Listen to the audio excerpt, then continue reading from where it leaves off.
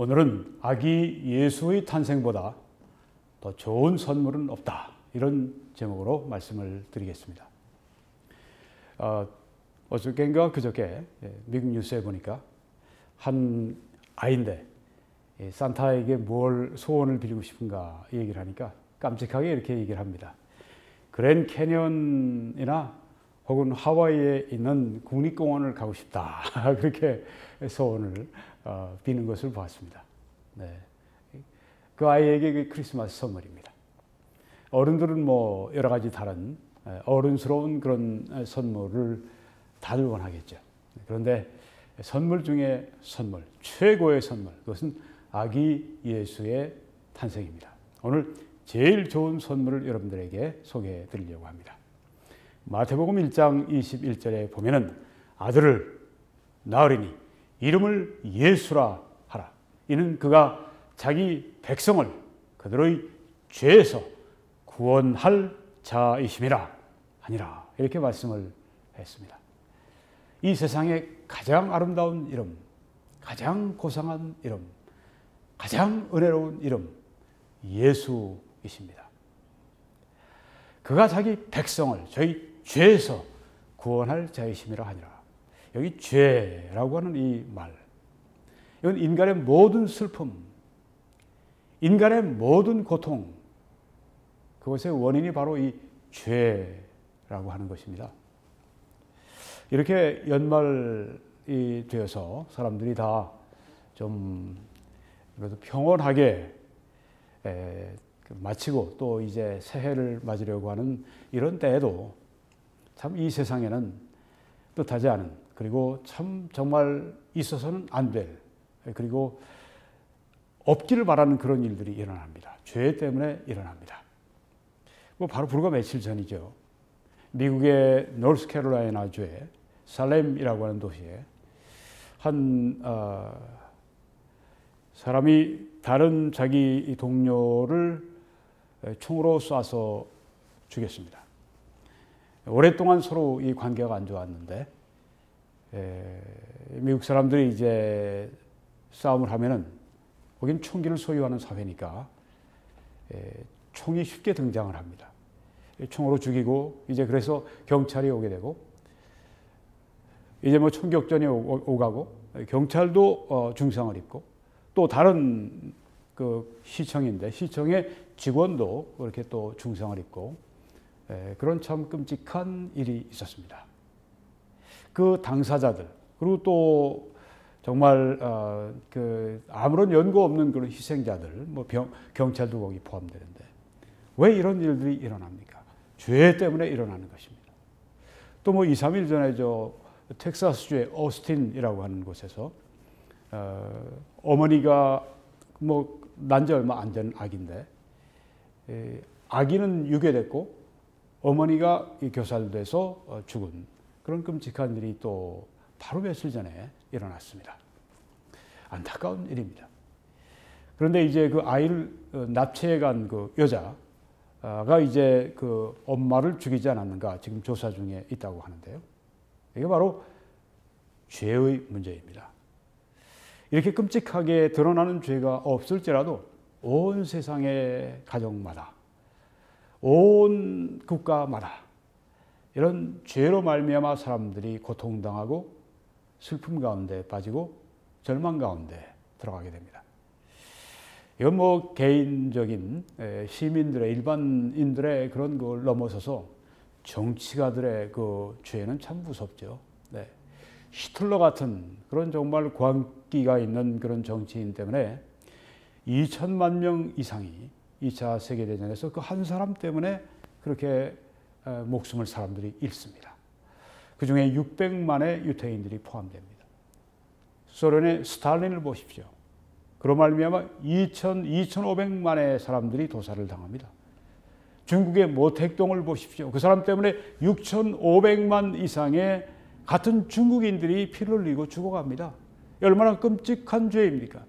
뭐 멀리 갈 필요도 없이 우리 북한의 그 김일성을 보십시오. 그자 때문에 그가 일으킨 전쟁 때문에 600여만 명의 우리 한국인 외에 또 외국에서 우리를 돕기 위해서 온 그런 군인들을 포함해서 이런 사람들의 그 사상자가 일어나지 않았습니까? 일본이 대동아 공영이라고 하는 그런 명분을 세우고 태평양 전쟁을 일으켜서 어떻게 됐습니까? 자국민만 군인과 민간을 포함해서 1000만 명 이상이 죽음을 당했습니다.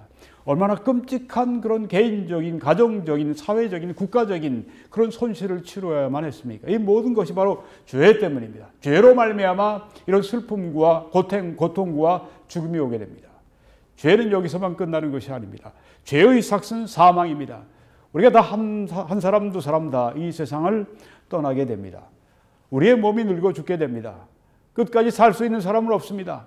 누구든지 하나님이 정하신 그 시간까지 살다가 가는 것입니다. 그리고 한 번 죽는 것은 정하신 것이고 그 후에는 심판이 있을 것이라고 말씀을 했습니다. 죄는 이 땅에서만 우리에게 불행을 주는 것이 아니라 영원을 통해서 하나님이 없는 장소인 그런 지옥으로 우리를 이끌어가는 무서운 것이 바로 이 죄입니다. 죄는 인간의 원수입니다. 죄는 우리 생애의 가장 큰 적이고 원수입니다. 인류의 적이 바로 이 죄인 것입니다. 예수님 바로 자기 백성을 그들의 죄에서 구원할 자시라고 말씀했기 때문에 우리는 예수 그리스도를 기뻐하고 그의 탄생을 우리가 감사하게 되는 것입니다. 죄가 얼마나 무서운 일을 우리 개인과 우리 가정과 우리 이 사회와 우리 국가에 끼쳤는지 우리가 생각하면 생각할수록 죄의 무서움 때문에 몸서리치게 됩니다. 이 죄에서 구원하실 이 구주 예수 그리스도. 네, 죄에서 구원하는데 세 가지로 우리가 성경은 말씀하고 있습니다. 죄의 책임에서 우리를 예수님께서 구원해 주십니다. 에베소 1장 7절에 보니까 우리는 그리스도 안에서 그의 은혜의 풍성함을 따라 그의 피로 말미암아 속량 곧 죄 사함을 받았느니라 하고 말씀을 했습니다. 예수 그리스도의 피와 우리의 피는 물질적으로 볼 때 같은 피일지 모르지만은 예수 그리스도의 피는 우리의 피와 다릅니다. 우리는 죄가 있는 피지만 예수 그리스도의 피는 거룩하신 피입니다. 예수 그리스도는 하나님의 아들로서의 하나님의 아들의 피이십니다.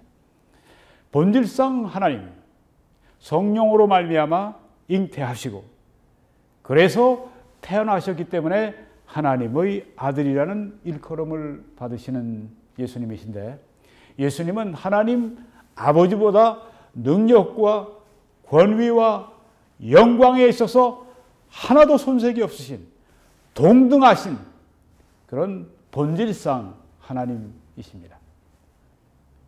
하나님 아버지 또한 하나님의 아들 예수 그리스도 성령은 영원전부터 함께 계셨습니다. 예수 그리스도는 영원전부터 존재하셨습니다. 그분은 창조된 분이 아니라 이 세상을 창조하신 창조주이십니다. 바로 그분이 이 땅에 인간 마리아의 몸을 빌어서 오셔서 인간 마리아로부터 육적인 생명을 얻으셨지만 성령으로 말미암아 잉태하셨기 때문에 하나님의 아들이라 그렇게 호칭이 된 것입니다. 하나님 아버지보다 좀 낮은 아버지보다 못한 아들이라는 그 뜻이 아닙니다. 성령으로 말미암아 잉태하셨기 때문에 그래서 태어나셨기 때문에 하나님의 아들이라고 하는 호칭을 얻으셨지만 하나님 아버지와 성령 하나님과 잉태케 하시고 그래서 낳게 하신 그 성령 하나님과 전혀 영광과 존귀와 능력에 있어서 손색이 없으신 동등하신 삼위일체 하나님 중에 제2위의 하나님이십니다. 이 예수 그리스도의 피는 그렇기 때문에 우리의 피와 다릅니다. 그래서 예수 그리스도의 피가 흘려졌을 때 그것은 인류의 죄를 사하는 효과가 있었던 것입니다. 그래서 하나님께서 예수 그리스도를 이 땅에 보내신 것입니다. 그의 피가 흘려져야만 인류의 죄가 사함받을 수 있기 때문에 이 놀라운 진리, 그래서 아기 예수의 탄생을 우리가 축하하고 감사하고 기뻐하는 것은 그가 오셔서 그가 장성하셔서 십자가 위에서 그의 거룩하신 피를 흘리실 때 우리의 죄가 사함을 받게 되기 때문입니다. 우리 아기 예수의 탄생을 기뻐하고 아기 예수의 탄생이 우리 생의 최대의 선물이라고 우리가 여기는 것은 바로 아기 예수가 장성하시고 또한 십자가에 못 박혀 피 흘려 죽으실 때 그의 거룩하신 피로 말미암아 우리에게 속죄함이, 죄사함이, 속량이 주어졌기 때문입니다. 속량이라고 하는 것은 영어로 redemption이라고 표현하는데 그것은 어떤 값을 지불하고 사가지고 오는 것을 말합니다. 죄에 팔려서 죄의 노예시장 가운데 이제는 죄의 노예로 죽을 수밖에 없는 우리를 죄의 노예시장에서 그의 거룩하신 피의 값을 내시고 사가지고 오신 것이 바로 속량인 것입니다. 피의 값이 바로 우리의 죄의 값을 다 갚고 남은 것입니다. 그래서 속량한 것입니다. 속전을 한 것입니다.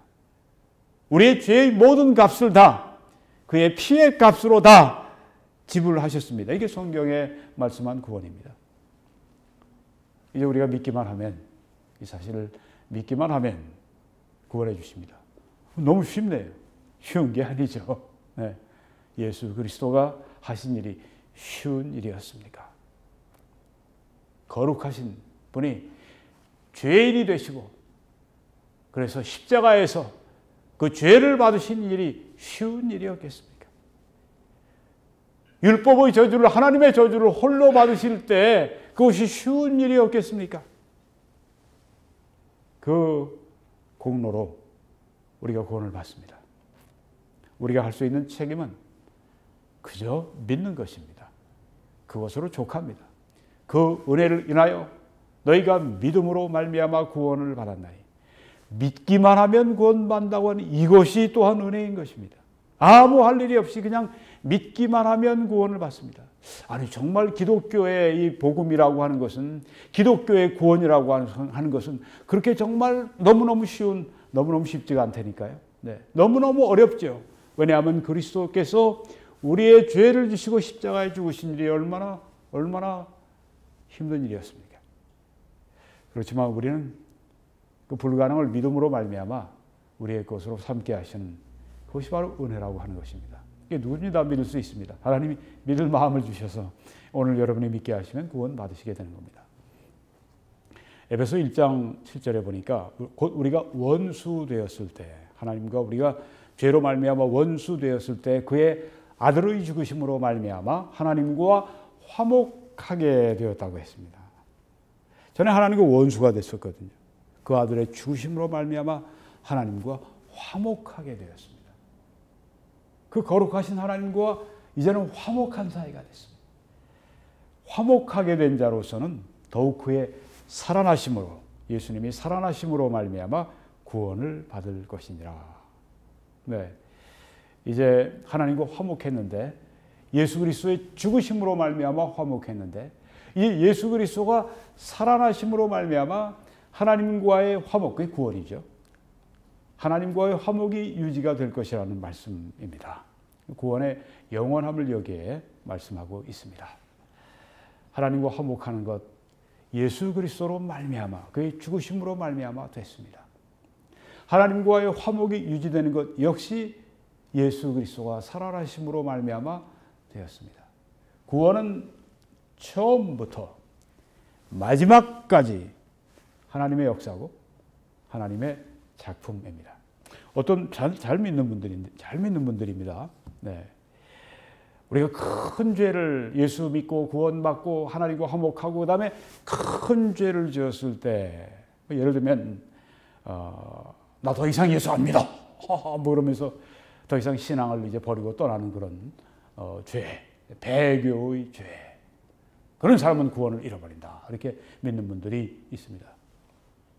그런데 정말 구원받은 사람이 나 하나님 더 이상 안 믿어, 난 이제 하나님 떠날 거야, 이럴 수 있을까요? 그럴 수 없다고 봅니다.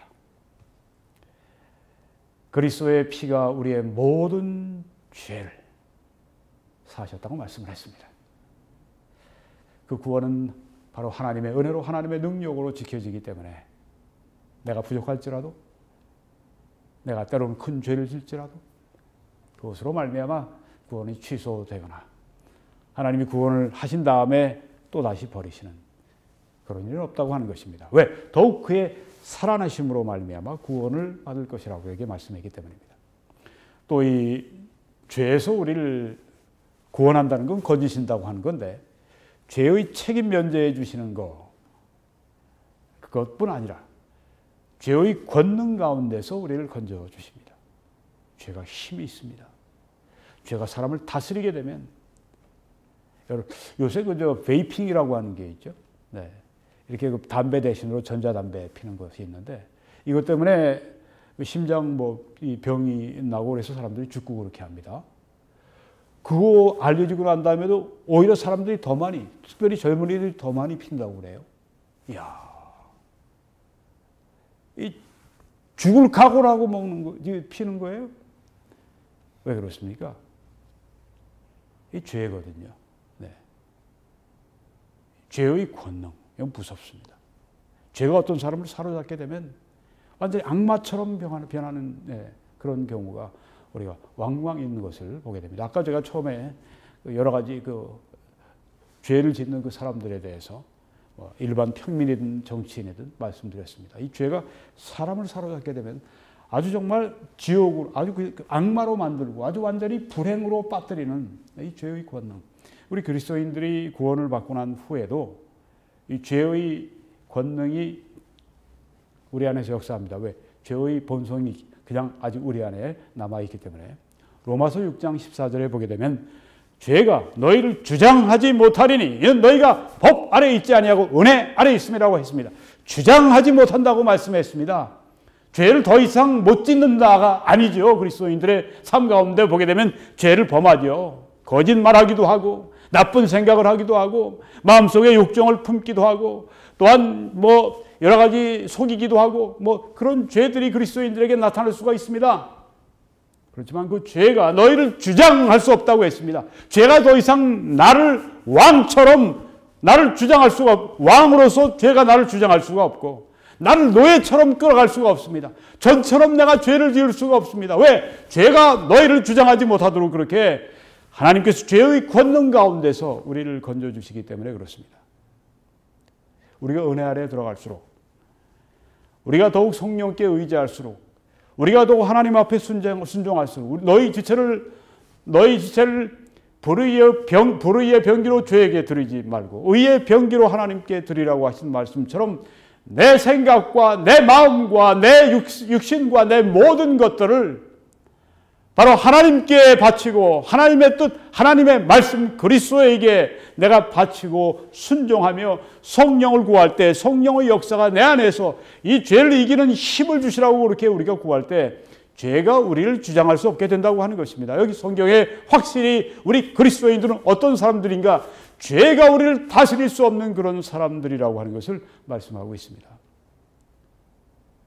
우리는 점점 그리스도 안에서 이처럼 순종하고 헌신하며 내 자신을 산 제물로 드리며 단호하게 내가 하나님 편에 내 자신을 드리며 성령을 갈구하고 성령의 역사를 우리가 구할 때 우린 점점 더 이 영적 자유를 누리게 됩니다. 죄에서 해방되는 자유를 누리게 됩니다.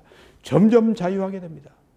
영적 삶이 더 깊어질수록 점점 죄악을 멀리하게 되고 죄로부터 오는 그런 영향력에서 멀어지게 되고 점점 더 영적으로 자유하게 되고 점점 더 기쁨의 삶을 살고 감사의 삶을 살고 하나님이 원하시는 삶을 살게 되는 그런 능력이 우리에게 주어지는 것입니다.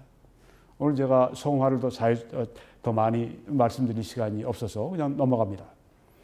또한 우리는 죄의 존재 자체에서 구원해 주시는 은혜를 받습니다. 빌립보 3장 21절을 보니까 그는 만물을 자기에게 복종하게 하실 수 있는 자의 역사로 우리의 낮은 몸을 자기 영광의 몸의 형체와 같이 변하게 하시리라 이렇게 말씀을 했습니다. 놀라운 약속입니다. 우리의 낮은 몸, 우리의 몸은 죄는 아니지만 죄와 쉽사리 타협하게 되는 몸입니다. 우리의 몸은 썩는 몸입니다. 나이가 들수록 점점 이 몸이 썩어 들어가게 되는 것입니다. 부패하게 됩니다. 우리의 이 낮은 몸, 그리고 죽게 됩니다. 우리의 이 낮은 몸을 자기 영광의 몸의 형체와 같이 변하게 하실 것이라고 말씀을 했습니다. 예수님의 그 영광의 몸은 죽음이 없는 몸이고 죄악을 모르는 몸이고 부활의 몸이고 하나님의 의를 마음껏 행하실 수 있는 몸이고 죄를 전혀 짓지 않는 그런 몸이고 부패하지 않는 몸이고 늙지 않는 몸이고 병들지 않는 몸이고 항상 하나님의 뜻 가운데 기뻐할 수 있는 몸이고 항상 하나님께 드려지는 몸이고 항상 하나님을 순종할 수 있는 그런 몸이고 영광의 몸입니다. 그것을 우리의 낮은 몸을 그처럼 변화하게 하시겠다고 그렇게 말씀을 했습니다. 네, 이게 바로 구원의 놀라운 의미가 있습니다. 그래서 아기 예수의 탄생이 우리에게 최고의 선물이 되는 것은 이런 것들이 다 들어있는 이런 선물 꾸러미이기 때문에 그렇습니다. 고린도전서 15장에 보니까 보라 내가 너희에게 비밀을 말하노니 우리가 다 잠잘 것이 아니요 마지막 나팔의 순식간에 호련히 다 변화되리니 나팔 소리가 나매 죽은 자들이 썩지 아니할 것으로 다시 살아나고 우리도 변화되리라. 이런 꿈, 이런 소망, 이런 믿음이 우리에게 있습니다. 내가 오늘날 그 마지막 나팔 소리에 내가 죽었으면 죽은 대로 다시 부활할 것이고 그 당시에 살아있으면 살아있는 몸 그대로 순간적으로 호련하게, 여기 호련하게는 눈 깜짝할 사이에 변화된다고 했습니다. 나의 이 죽을 몸이, 나의 이 썩을 몸이 부활의 영광의 몸으로 예수님의 그 몸과 같은 몸으로 순식간에 바뀔 것을 여기에 말씀하고 있습니다. 이것이 바로 구원입니다. 구원은 죄의 책임으로부터 면제하시는 것이고 구원 또한 죄의 힘으로부터 우리를 건지시는 것이고 이 땅에서 우리가 그것을 경험합니다. 실제로 경험합니다. 그리고 우리가 어느 날 마지막 나팔 소리에 순식간에 우리의 이 썩은 몸이 바로 영광의 몸으로 변화돼서 이렇게 우리의 몸이 영광의 몸이 되면 이제 우리는 죄의 존재 자체로부터 우리 벗어나게 되는 것입니다. 이것이 바로 이 죄의 구원. 아들을 낳으니 그 이름을 예수라 하라. 이는 그가 자기 백성을 저희 죄에서 구원할 자이심이라 할 때 그 뜻이 여기에다 포함되어 있는 것입니다. 또한 우리가 아기 예수의 탄생을 기뻐하는 것은 하나님의 자녀가 되도록 만들어 주시기 때문입니다. 요한복음 1장 12절에 보면 영접하는 자가 그 이름을 믿는 자들에게는 하나님의 자녀가 되는 권세를 주셨다고 말씀을 했습니다. 여러분 어렸을 때 태어나는 삶 때문에 어떤 아이들은 사진을 보게 되니까 쓰레기 더미 속에서 어린 시절을 보내는 애들이 있어요. 뭐 인도네시아나 뭐 이런 지역에 가면 애들이 어렸을 때부터 일어나서 하루 종일 하는 일이 쓰레기 더미에서 그냥 뭘 찾아가지고선 그렇게 살아가는 그 아이들이 있습니다. 반면에 왕의 자녀들을 보십시오. 뭐 영국 왕의 황실의 그 새로 태어난 아기들을 보십시오. 삶이 완전히 다른 것입니다. 그들이 물려받는 것이 다른 것입니다. 여러분 여기에 그런데 황실의 자녀, 나도 저런 황실의 자녀로 태어났었더라면 그런 생각을 하는 사람들이 있을지 모르겠는데 하나님의 이 왕실의 자녀로 태어나는 것이 얼마나 큰 은혜입니까? 하나님의 자녀가 된다고 하는 것. 네. 세상에 하나님의 자녀가 될 수 있다니. 그 아들 예수 그리스도를 영접하고 믿을 때 그런 은혜가 주어지게 되는 것입니다. 여러분 또 우리가 이 아기 예수가 오셔서 또한 장성하시고 십자가 위에서 못 박히시고 죽으시고 부활하시고 그리고 승천하시고 그때 하신 일이 있죠. 내가 가면 다른 보혜사를 너희에게 보낼 텐데 내가 가지 않으면 너에게 유익이 없다 말씀을 했습니다. 예수님이 가시면 우리에게 더 유익하다고 말씀하신 것은 바로 성령 하나님이 우리에게 오신다고 하는 것입니다. 예수님이 가셔서 내가 성령 하나님을 너희들에게 보내겠다. 너희를 고아처럼 버려두지 않을 것이다. 그냥 너희들 내가 떠나지 않는다. 내가 그냥 너희를 고아처럼 버려두지 않고 오히려 나는 너희들과 함께 있지만 너희들 안에 계실 하나님을 보내겠다. 성령 하나님을 보내주셨습니다. 아기 예수가 오셨기 때문입니다. 성령 하나님은 우리 안에 내주하십니다. 로마서 8장에 보니까 만일 너희 속에 하나님의 영이 거하시면 너희가 육신에 있지 아니하고 영에 있나니 누구든지 그리스도의 영이 없으면 그리스도의 사람이 아니라. 여러분, 이 말씀이 얼마나 참 중요한 말씀인가요? 그리스도의 영이 없으면 그리스도의 사람이 아니라. 그리스도인은 누굽니까? 그리스도의 영이 있는 사람들입니다. 여러분, 그리스도의 영이 있습니까? 있음을 확신하십니까? 아셔야 합니다. 그리스도인은 누굽니까? 그리스도의 영이 그 안에 계시는 사람입니다. 누구든지 그리스도의 영이 없으면 그리스도의 사람이 아니라 구원받은 사람 안에 그리스도의 영이 거하십니다. 또 그분은 하나님의 영이라고 저기에 지금 제가 표시를 해놨습니다. 성령은 하나님의 영이시고 성령은 그리스도의 영이시고 성령은 또한 그 홀리 스피릿 성령이십니다. 성령이 거하실 때 하나님이 거하시죠. 하나님의 영이시니까. 성령이 거하실 때 그리스도가 거하시죠. 왜? 그리스도의 영이시기 때문에. 성부, 성자, 성령은 삼위로서 구별되시지만 본질상 하나이십니다. 그분들은 서로 떠나질 않으십니다. 항상 함께 하십니다. 성령이 거하실 때 그리스도가 우리 안에, 하나님이 우리 안에, 아버지가 우리 안에 거하시게 되는 것입니다. 네, 우리 안에 성령이 거하신다고 하는 것. 이것은 구원받은 사람의 특권입니다. 또 그리스도께서 너희 안에 계시면 몸은 죄로 말미암아 죽은 것이나 영은 의로 말미암아 살아있는 것이니라. 예수를 죽은 자 가운데 살리신 이의 영이 너희 안에 거하시면, 즉 그리스도인들은 성령이 우리 안에 거하시는, 우리 영혼 안에 거하시는, 우리 몸 안에 거하시는 성령이 거주하시는 하나님의 전이 되었다고 하는 것입니다. 그래서 그리스도인들은 누구냐? 성령의 전이 됐고 이제는 성령을 모시고 함께 하시는 것입니다. 여러분 집에 들어갈 때 여러분이 주인이십니다. 여러분이 그 집에 항상 여러분의 주인으로 있습니다. 마찬가지로 성령이 우리 안에 주인으로서 그리스도의 안에 거하십니다. 그리스도 예수를 죽은 자 가운데 살리신 이가 너희 안에 거하시는 그의 영으로 말미암아 너희 죽을 몸도 살리시리라고 말씀을 했습니다. 성령이 언젠가 우리 죽을 몸도 살려주신다고 했습니다. 이 성령은 우리 안에 거하시면서 열매를 주시죠. 갈라디아 5장에 보니까 오직 성령의 열매는 사랑과 희락과 화평과 오래 참음과 자비와 양선과 충성과 온유와 절제라고 말씀했습니다. 참 아름다운 그런 도덕적인 열매들입니다. 이렇게 이런 특징을 가지고 있는 사람은 어떨까요? 정신적으로 굉장히 건강한 사람입니다.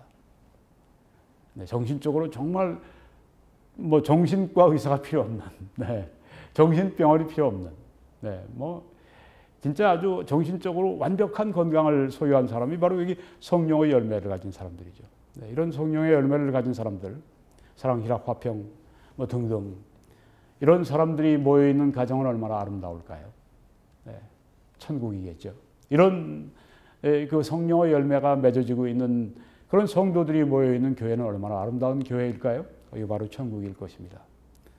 우리는 성령께서 우리 안에 주장하실 때 이런 열매를 얻을 수가 있습니다. 이것은 예수 그리스도가 오셨기 때문에, 예수 그리스도가 하시면서 또한 우리에게 성령을 보내셨기 때문에, 그리고 성령이 성도들 안에 내주하시기 때문에, 그리고 성령이 성도들을 주장하심으로 말미암아 이런 열매를 맺게 하시기 때문에 예수 그리스도는 우리에게 최상의 선물이라고 하는 것입니다. 왜? 예수 때문에, 예수님 때문에 성령이 오셨고 예수님 때문에 성령의 열매가 우리 안에서 이처럼 맺어지게 하기 때문입니다. 여러분, 무엇보다 성령의 열매를 구하십시오. 성령의 열매를 구하면 우리 자신이 행복한 것보다도 더욱 하나님께 영광이 될 수 있기 때문에 오 하나님, 성령의 열매가 맺어지게 해주십시오. 항상 기도하실 때 성령의 열매가 맺어짐으로 하나님 앞에 영광 돌릴 수 있게 해주십시오. 그렇게 되면 여러분이 기도가 강력해질 뿐 아니고 기도가 또한 여러분이 더 믿음을 가지고 기도할 수 있을 뿐 아니라 더 응답이 잘 됩니다. 뭐든지 다 여러분의 기도를 하나님의 영광과 직결해서 구하시기 바랍니다. 물질을 구하든 건강을 구하든 여러분이 영적인 축복을 구하든 무엇을 구하든 하나님의 영광을 위해서 여러분이 구하십시오. 하나님의 영광을 위해서 성령의 열매로 가득한 삶이 되도록 하나님 역사해 주십시오. 하나님께서 왜 성령의 열매로 우리를 충만케 채워주시지 않겠습니까? 하나님께 영광이 되는데요.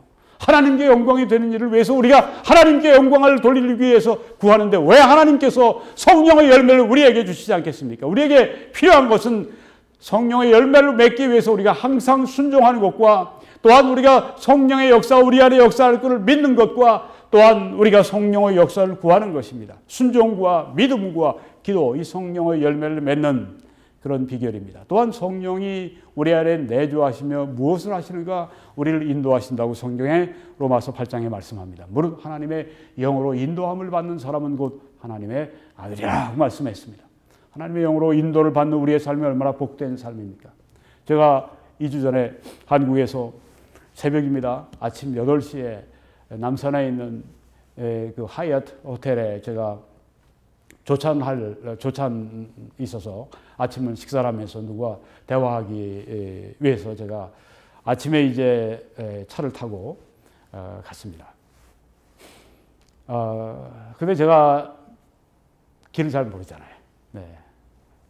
내비게이션 곡을 키우고 가는데 내비게이션이 저를 인도합니다. 야, 정말 모르는 길, 그리고 아주 빠른 길을 저를 이렇게 인도하는데, 정말 이 내비게이션이 없으면 내가 어떻게 갈까? 가다가 또 한번 길을 잘못 들어섰습니다. 딱 옆쪽으로 가야 되는데 그만 이쪽으로 갔습니다. 이 길로 가야 되는데 이 길로 가니까 다시 또 내비게이션이 이리로 돌아라 이렇게 돌게 한 다음에 다시 유턴해서 다시 이렇게 데려가더라고요. 야, 좀 신기하다. 그렇게 해서 제가 도착을 잘했습니다. 인도를 받는다고 하는 거 참 얼마나 중요한가요? 하나님의 영으로 인도함을 받는, 성령으로 인도함을 받는, 이 일은 바로 예수님께서 오셨기 때문에 우리에게 가능해지게 된 일입니다. 그래서 예수님은 최상의 선물이라고 하는 것입니다. 성령이 우리 안에 은사를 주십니다. 베드로전서 4장에 보니까 각각 은사를 받은 대로 하나님의 여러 가지 은혜를 맡은 선한 청지기 같이 서로 봉사하라. 그리스도인들은 성령을 받고 성령의 열매를 맺고 성령의 인도를 받고 또한 성령의 은사를 받습니다. 기프트, 카리스마를 받습니다. 누구나 다 받습니다. 나는 없는 것 같은데 아닙니다. 다 은사가 있습니다. 하나님을 섬길 수 있도록, 하나님을 위해 봉사할 수 있도록, 또한 교회에 봉사할 수 있도록, 서로 봉사할 수 있도록 은혜를 맡은 선한 청지기가 되도록 하나님은 각각에게 다 은사를 주셨습니다. 그 은사를 발견하고 그 은사를 써야 합니다. 그래야 하나님의 영광을 받으시고 여러분에게도 삶에 참 기쁨이 있고 보람이 있고 열매가 있고 또한 앞으로 상급이 있는 것입니다. 성령의 은사. 이 성령의 은사가 우리에게 있다는 게 얼마나 감사하고 좋은 일입니까? 여러분, 이 성령의 은사를 발견하십시오. 이 성령의 은사가 있는 것은 성령이 오셨기 때문입니다. 성령이 오신 것은 먼저 예수 그리스도께서 오셨기 때문입니다. 그래서 아기 예수의 탄생은 우리 생애 최고의 선물을 우리가 받게 된 것입니다. 이 모든 것들이 다 있는 것입니다. 여러분이 은사를 받아 은사를 따라 살 때 삶에 보람이 있고 열매가 있고 능력이 있고 여러분 삶에 하나님의 축복이 있게 됩니다. 은사를 따라서 사셔야 합니다. 은사를 따라 봉사하셔야 됩니다. 은사를 따라 은혜를 맡은 선한 청지기로서 여러분이 살아가셔야 됩니다. 어떤 은사가 여러분에게 있으십니까? 은사를 따라 살아가시길 바랍니다. 또한 성령의 능력이 우리들에게 주어집니다. 사도행전 1장 8절에 오직 성령이 너에게 임하시면 너희가 권능을 받고 예루살렘과 온 유대와 사마리아와 땅 끝까지 이르러 내 증인이 되리라고 말씀을 했습니다. 성령은 우리들에게 권능을 주십니다. 놀라운 사실입니다. 성령은 우리들로 하여금 능력 있게 하나님의 일을 하게 하십니다. 이 성령의 권능을 여러분들이 받을 수가 있습니다. 하나님께서는 이 성령의 권능을 베풀어 주기를 원하십니다. 하나님은 두루 이 세상을 감찰하시면서 충성된 사람에게 능력을 베푸신다고 말씀을 했는데 모두가 다 충성된 사람들, 모든 사람들이 바라는 사람들, 믿고 순종하며 하나님 앞에 기도하는 모든 사람들이 성령의 권능을 받아서 권능 있는 삶을 살아갈 수가 있습니다. 힘이 없이 살아가지 마십시오. 힘있게 살아가십시오. 성령의 힘이 없이 살아가면서 마귀의 조롱거리가 되고 그렇게 살아가지 마시고 성령의 권능을 받고 살아가십시오. 어떻게 성령의 권능을 받습니까? 구하십시오. 구하는 자에게 성령을 주시지 않겠느냐? 어떻게 성령의 권능을 받습니까? 순종하십시오. 순종하는 자에게 성령을 주신다고 했습니다. 어떻게 성령을 받습니까? 성령의 권능을 받습니까? 믿음으로 말미암아 성령을 받는다고 했습니다. 성령의 권능을 받는 여러분이 되셔서 이 성령의 권능으로 하나님의 역사를 이루시기를 바랍니다.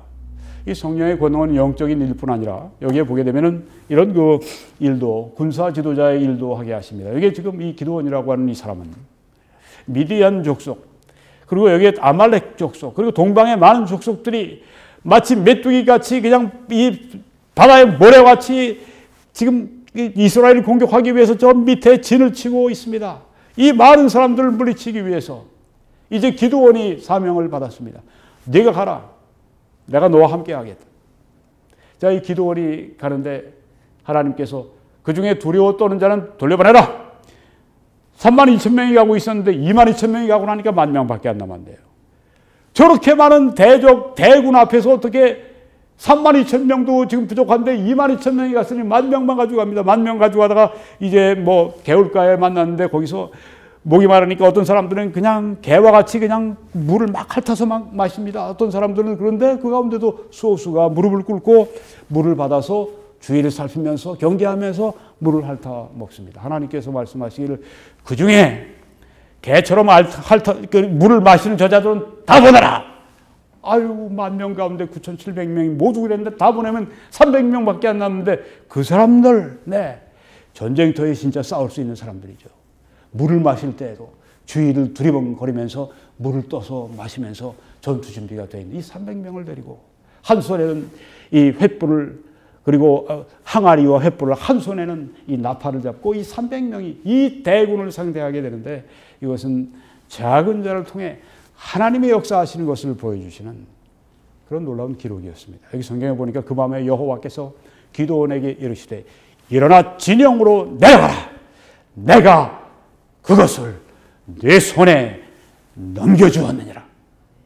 이 대군이 있는 이곳에 가서 정찰을 한 다음에 신호를 보냅니다.